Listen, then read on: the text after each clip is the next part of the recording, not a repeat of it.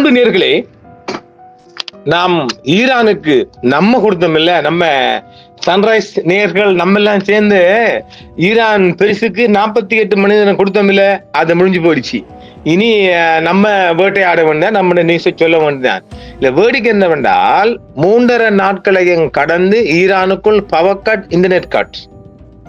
இப்ப மிகப்பெரிய வேட்டையாடப்படுது. யாரு? சதிகாரங்க. அது யாரு? ரசபலவி ஒருத்தன் கிடக்கான்ல, அந்த மங்கி தொப்பி போட்ட ஒரு யூதன். அவன் யூதன் தானே, மன்னர் சாட ஒரு கடைசி மகனாம். அவரது செய்தியா இந்த உலக பரப்புல எல்லா ஊடகங்களிலும் இந்த நில்லு நான் போறேன், இந்த வாரேன் நான் போறேன் என்று ஒத்த கால நிக்கிறார். ஈரானுக்குள்ள போக போறேன், இந்த இரிப்பா என்று அமைதி வச்சுக்கிறாங்களாம். எங்க போய் தப்ப போறான், நீ உடனே சுட்டு தள்ளிடுவானுல்ல. சரி, இப்ப ஈரான் கள நிலவரம் என்னன்னு சொன்னால், உலகத்தின் சகல வெள்ளை ஊடகங்களும் ஈரானுக்கு எதிராக வாந்தி எடுத்து முடியுது இல்லைங்க. இந்த பிரக்னன்ற வாந்தி மாதிரி வாந்தி எடுத்துட்டே தள்ளுறானுங்க. அப்ப ஈரான் கலவரம் மாறிட்டு, நாங்க நேற்று அவருக்கு பெருசிற எலோ கார்டை போட்டோம் இல்ல, எலோ கார்டு இன்னும் இருக்குது, கிரீனுக்கு வரல, அதையும் சொல்லிக்கிறோம். ஏராளமான போராட்டத்தின் சதிகாரர்கள் நாலாபுறமும் வேட்டையாடப்பட்டிருக்கிறார்கள். பேக்கா மூட்டையா பொடிகள் கட்டி கிடக்குது. இது உலக பரப்புக்குள்ள வரல செய்தி, நாளைக்கு வந்தா பார்த்துக்கொள்ளுங்க. அதான் நம்ம தானே ஒரு லிங்க் வச்சுக்கிறோம்ல, துருக்கி கூடாதான் இந்த செய்திகள் பாருங்க. துருக்கி நாம சொன்னோம்ல, துருக்கி ஓரளவு நியாயமான செய்திகளை அவங்க வேண்டப்பட்ட நாடு கொடுக்குறாங்க. அது அந்த இந்த இன்வெஸ்டிகேஷன் ரிப்போர்ட் பரிமாறுற மாதிரி அவங்க பரிமாறிக்கொள்றாங்க. அதனால நம்மளும் பகலெல்லாம் உங்களுக்கு அந்த செய்தி என்னால கொடுக்க முடியல, கிடைக்கணுமே, வரணுமே, வந்ததான் கொடுக்கலாம். ஆக இந்த வெள்ளை ஊடகங்கள், அது பிபிசியா இருக்கட்டும், CNN இருக்கட்டும், எல்லா இந்தியா ஊடகங்களும், இந்தியா யூடியூபர்ஸ்ல இருந்து தமிழ் யூடியூபர் மாதிரி இருக்கிறாங்கல்ல, அவங்கள இருந்து பெருசிற கதை முடிஞ்சு போச்சு. அந்த அலியே ஆயத்துல்லா கம்பெனி முடிஞ்சு போச்சு. ஏண்டா ஒரு ஒரு அளவு வேணும்டா. இப்ப நம்ம முந்த நாள் ஒரு செய்தியை கொடுத்திருந்தோம், ரெட் லைன் போட்டு, அதுக்கே நம்ம ஆளுங்க என்னமோ நம்ம தான் அடிச்சு சாத்துறாங்க. என்னையா பிள்ளையா சொல்லலாம் நம்ம. டேய், நீங்களும் மோசம்டா அந்த வாசக நாய்க்கலையிலும். என்னன்னு பாருங்க, இப்ப ஈரானுக்கு ஆதரவா செய்தி கொடுத்தா ஐயோ கையில நல்லா கூறாண்டா. இங்க உண்மையை சொல்ல போறா, பாத்தியா இவனும் இப்படித்தான்டா. உங்களோட ரசனை இன்னைக்கு விளங்கலடா. என்னன்னா ரசனை, இந்த சோனா கொடுத்த ரசனை ஏண்டா ஈரானுக்கு நடக்கிறதா நம்ம சொல்லலாம். கையில மணியில எப்படிடா போட்டு சொல்றேன், எனக்கு என்னடா கோபம் இருக்குது. சரி, போராட்டங்களின் எண்ணிக்கை அதிகரித்து வருவதால் ஈரான் அரசாங்கம் வெகுஜன பேரணி நடத்துது. என்னது? அரசாங்கம் தங்களுக்கு அதாவது அரசுக்கு ஆதரவான ஈரானிய மக்கள் போராட்டம் அதிகரித்து வருகிறது. இதே நேரம் இந்த நெட்டெல்லாம் கட் பண்ணப்பட்டதிலே ஏராளமான பொடிகள் இருக்குது. பொருளாதார குறைகளால் ஆரம்பத்தில் தூண்டப்பட்ட 2 வாரங்களுக்கும் மேலான ஆர்ப்பாட்டங்கள் ஈரானிய ஆட்சிக்கு இதுவரை இல்லாத அளவுக்கு மிகப்பெரிய சவால்களில் ஒன்றாக மாறியுள்ளன. அப்ப இன்னும் எல்லோ லைன் விட்டு இறங்கல, ரெட்டுக்கும் போகல, கிரீனுக்கும் வரல. 79ஆம் ஆண்டு இஸ்லாமிய புரட்சியை விட மிகவும் மோசமான ஒரு புரட்சி வெடித்து இருக்கின்ற ஈரானுக்குள்ள. இவங்களும் இஸ்ரேலும் அமெரிக்க மாம்சம் ஏண்ட வரைக்கும் பெட்ரோல் ஊத்தி, அது என்ன சூப்பர் பெட்ரோல் ஊத்தி பாக்குறாங்க, முடியலடாமா. சமீபத்திய ஆண்டுகளில் முன்னோடி இல்லாத அளவிலான போராட்டங்களை தொடர்ந்து நாடு தழுவிய பேரணிகளுடன் ஈரானிய அதிகாரிகள் இன்று திங்கட்கிழமை தெருக்களின் கட்டுப்பாட்டை மீண்டும் பெற முயன்றனர். ஒரு கொடிய ஒடுக்குமுறை குறித்து எச்சரிக்கை அதிகரித்தது. நம்ம நேற்று சொன்னமில்ல, அவரோட அட்டர்னி ஜெனரல், அவரோட சுப்ரீம் கோர்ட் ஜட்ஜ் எல்லாம் பேர்னிங் பண்ணிட்டாங்க. ஜட்ஜையா நேற்று கொடுத்த விட கொஞ்சம் பின் வாங்கிட்டாங்க. நான் நினைக்கிறேன் கண்டவுட சுட்டு தள்ளவும் ஒரு அன்அபிஷியல் உத்தரவு கொடுக்கப்பட்டிருக்கணும். அது எங்கேயுமே வெளிவரல.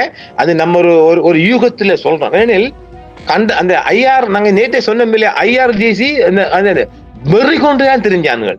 சும்மாவா தாரிக்காரன் சும்மாவே அந்த பெண் ஒன்று என்னது அந்த பரதா கூட என்ன எப்படி சுட்டித்தான பொம்பளைன்னு பார்க்காம 3 மணி நேரம் பொலிசுக்கு அடிச்சு சாவடிச்சவனுங்களுக்கு சொல்லி அவனும் வேட்டையாடுறதுக்கு அட பாவிகளா.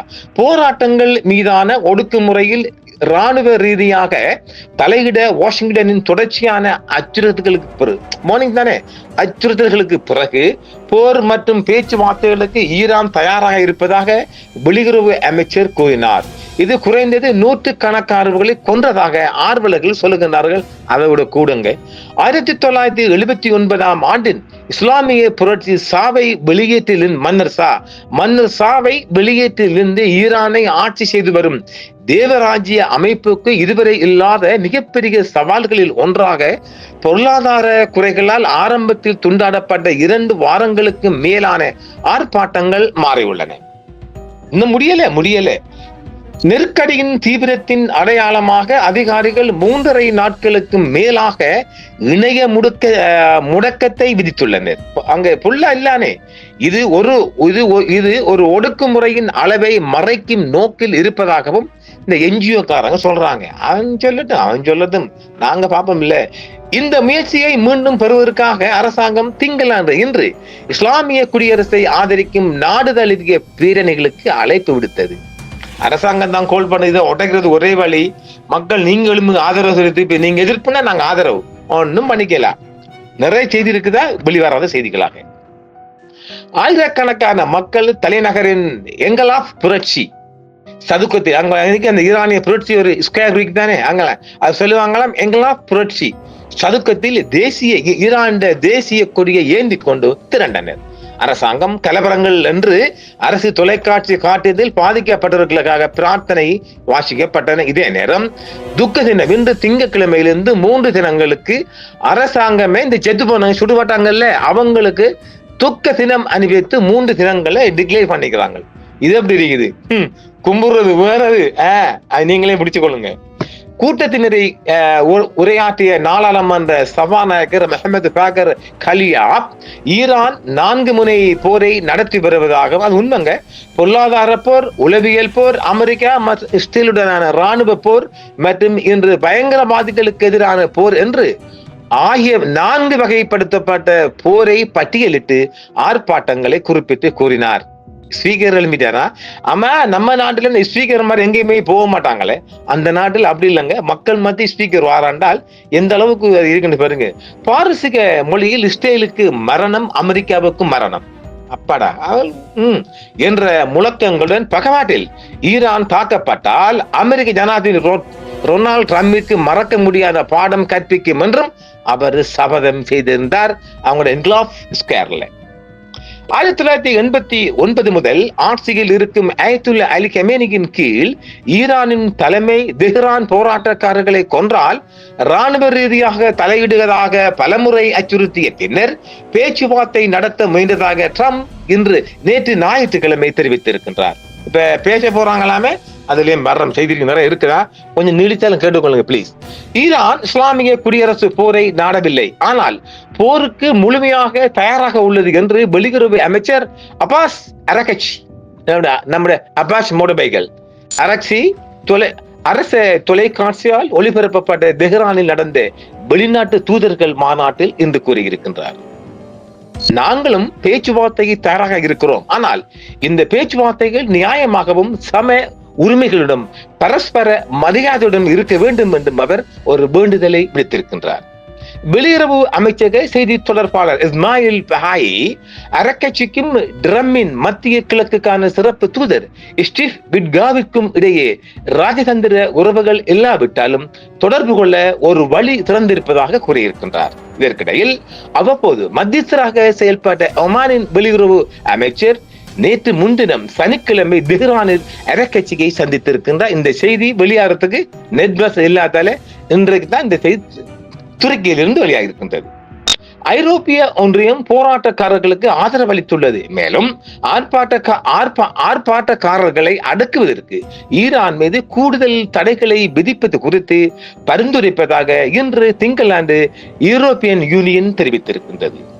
ஈரானின் இணைய முடக்கம் இப்போது 84 மணி நேரத்துக்கு மேலாக நீடித்துள்ளது என்று ஒரு செய்தி அங்கிருந்து தெரிவிக்கின்றது. வியாழக்கிழமை முதல் இன்று வரையும் அங்கு நெட் சர்வீஸ் இணையவழி சேவைகள் முற்றுமுழுதாக முடக்கப்பட்டிருக்கின்றது.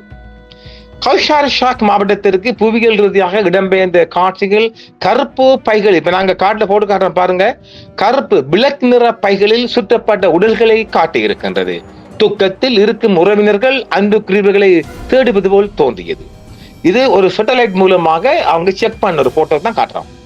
நோர்வேயை தளமாக கொண்ட தன்னார்வ தொண்டு நிறுவனமான ஈரான் மனித உரிமைகள் IHR குறைந்தது 192 போராட்டக்காரர்கள் கொல்லப்பட்டதை உறுதிப்படுத்தியதாகவும், ஆனால் உண்மையான எண்ணிக்கை மிக அதிகமாக இருக்கலாம் என்றும் கூறியது.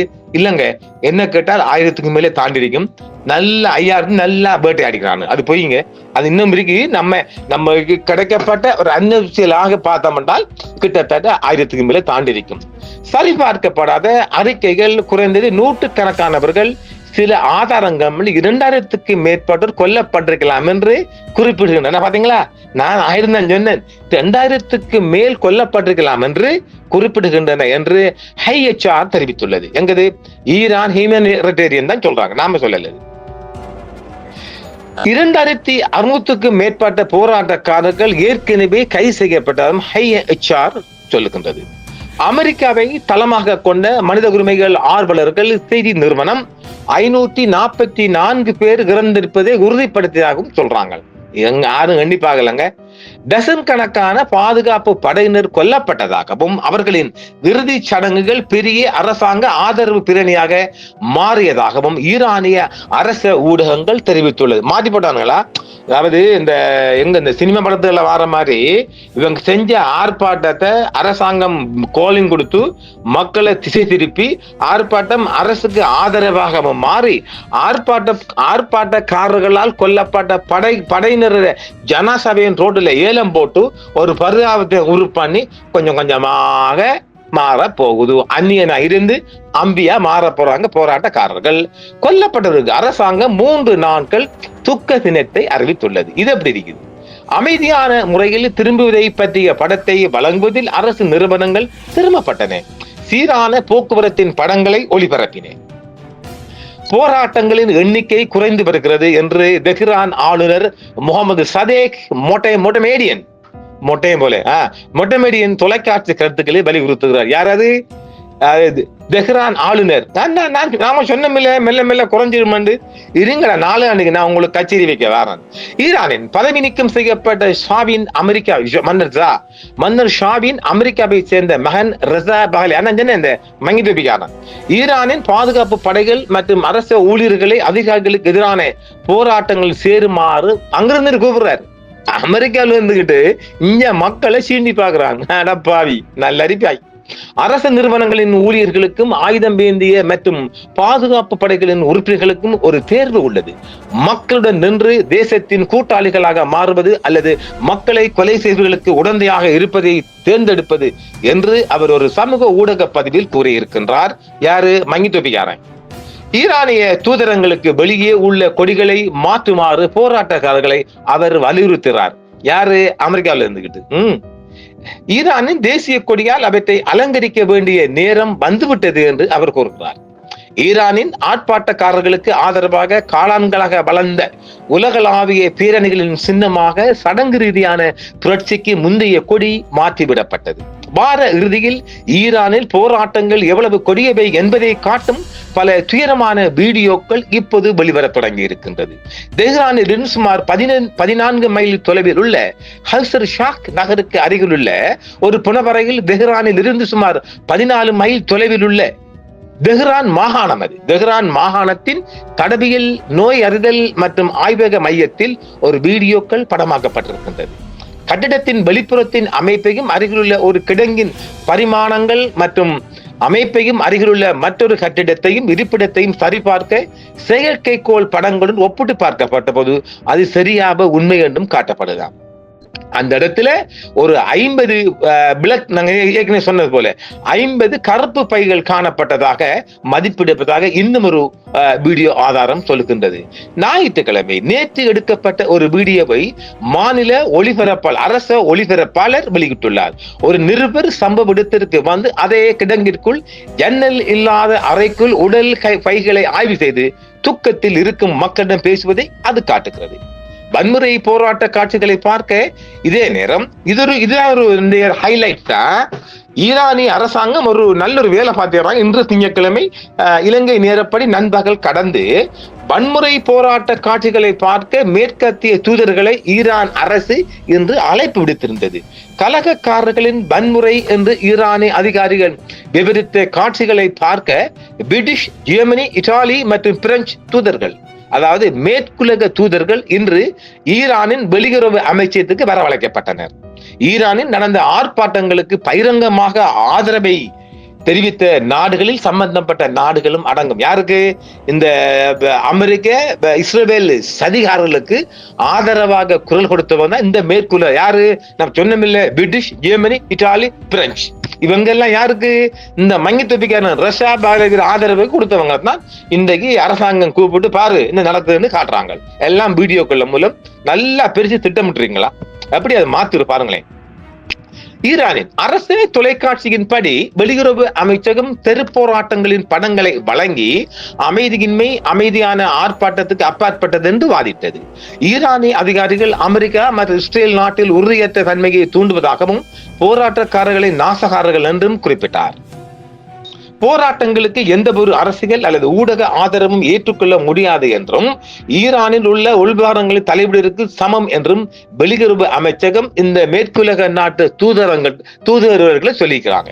இங்கிலாந்து வெளியுறவு செயலாளரின் தலையீட்டு கருத்துக்கள் என்று விவரித்ததாகவும் லண்டனில் உள்ள தூதரக கட்டிடத்திலிருந்து ஈரானிய கொடியை ஒரு எதிர்ப்பாளர் அகற்றி இஸ்லாமிய புரட்சிக்கு முன்பு பயன்படுத்தப்பட்ட 1979 ஆண்டுக்கு முந்தைய கொடியுடன் மாற்றி அமைத்த சம்பவத்திற்கு ஈரான் முன்னர் பிரிட்டன் தூதுவரை வரவழைத்து தங்கள் கண்டனங்களையும் தெரிவித்திருக்கின்றார்கள்.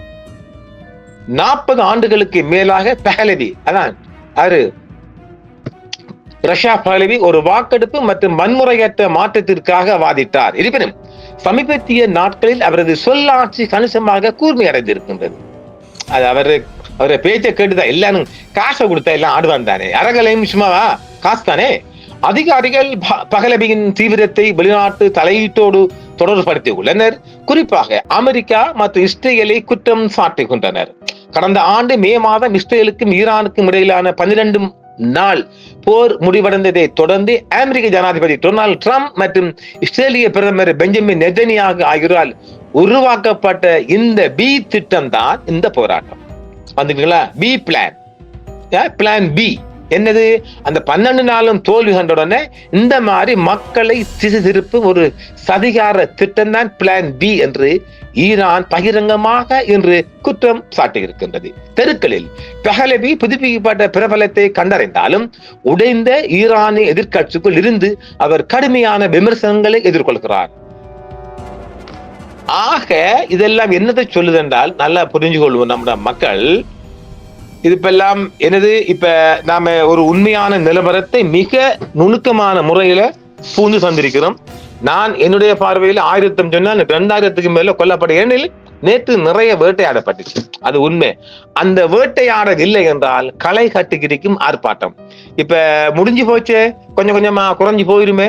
நாம கொடுத்த டைம் முடிஞ்சு போச்சுங்க. இன்றையோட முடிஞ்சிச்சு. இன்று இரவு இலங்கை நேரப்பட்டு இன்றிரவு 8 மணியோட நம்ம அலிகம்பெனிக்கு நான் கொடுத்த 48 மணி நேரம் முடிஞ்சு போச்சு. நாளை காலையிலையும் அவங்க ஆட்சிக்கு வந்துருவாங்க, ஆட்சியில் இருப்பாங்க, பிரச்சனை இல்லை. ஆக ஈரானுக்குள் அமெரிக்காவும் இஸ்ரேலும் மிகப்பெரிய தோல்வி கண்டு இருக்குது. இனி பார்க்கலாம், இன்னும் ஒரு யுத்தம் மூலம் அடுத்த கட்டத்தையும் பார்க்கலாம். முடியல, அது முடியாது. இது முடிகிற கேஸ் இல்லை என்றாலும் உள்நாட்டு உள்நாட்டு குழப்பத்தை 79 ஆண்டுக்கு பிற்பாடு மிகப்பெரிய மக்கள் போராட்டத்தை அடக்கிய பெருமைக்குள் இந்த அலி கமேனி என்ற பெருசு வரப்போகுது. மிகப்பெரிய வேட்டை தான், அதை நம்ம ஏற்றுக்கொள்ள. அது வேட்டையாட வந்தவங்கெல்லாம் வேண்ட இஸ்ரேல்ல கூலியும் அமெரிக்க கூலியும் வேட்டையாடப்பட்ட அநேகமான பொதுமக்கள் கொஞ்சம் வந்தாலும் காசை வாங்கிட்டு இந்த கூலிகள்லாம் மிகப்பெரிய கூத்தடிச்சியான ஈரானுக்குள்ள அதைத்தான் கண்டு மிகவும் துல்லியமான முறையில அவங்களோட வாக்கி டாக்கிகள், அவங்களோட நெட், இந்த ஸ்டார்லிங் செய்மதி தொலைபேசிகள், இப்படி ஏராளமான ஆதாரங்களும் தான் எல்லாம் வேட்டையாடப்பட்டிருக்கிறாங்க. மிகப்பெரிய வேட்டை, இன்றிரவுக்கும் வேட்டை நடக்கும். ஆக நாளை காலை முதல் கொஞ்சம் கொஞ்சமாக இந்த வேட்டை குறைந்து இன்னும் மீண்டும் ஒரு 48 மணி நேரத்துக்குள் அடக்கி விடலாம் என்று எதிர்பார்க்கப்படும். ஏனென்றால் இப்ப யூரோப்பியன் இந்த தூதுவர் எல்லாம் கூப்பிட்டு காட்டிட்டாங்களே, இங்கே பார் அங்கே பார், யாரு செஞ்சான், உங்கால் தான் செஞ்சாங்க என்றுதான் சொல்றாரு. ஆக பெருசு ஓரளவு என்னை கேட்டால் ஒரு 65% இந்த ஆட்சி கவுப்புல இருந்து கண்டம் கடந்திருக்குது. அதை மட்டும் சொல்லலாம். மீண்டும் நாளை அல்லது நாளை மறுதினம் மீண்டும் ஒரு வெளிவராத செய்திகளுடன் சந்திப்போம் நேர்களே. நன்றி. என்றும் உங்களுடன் சன்ரைஸ் இந்தியா டிவி. சப்ஸ்கிரைப் பண்ணுங்கள், பெல் பட்டனையும் கிளிக் செய்யுங்கள். உங்கள் ஆதரவே எங்கள் சேவை. ஆதரவு தாருங்கள், அரவணைப்போம். மறக்காம சர்ப்ரைஸ் பண்ணுங்க. தேங்க்யூ.